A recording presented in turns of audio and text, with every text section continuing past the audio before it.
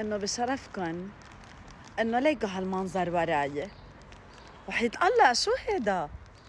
ما حدا يغمر حدا قدامي عن جد. انه واحد امك انه شو يعني الوضع ضروري قدامنا؟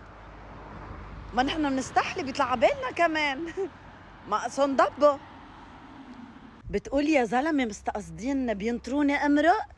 ايه شو تكتر عواطفهم، تشتغل عندهم العاطفه والطاقه، ما بيعرفوا يحبوا بعضهم الا قدامي.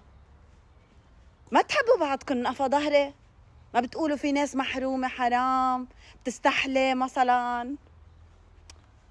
عن جد لا شفقه ولا رحمه زمن.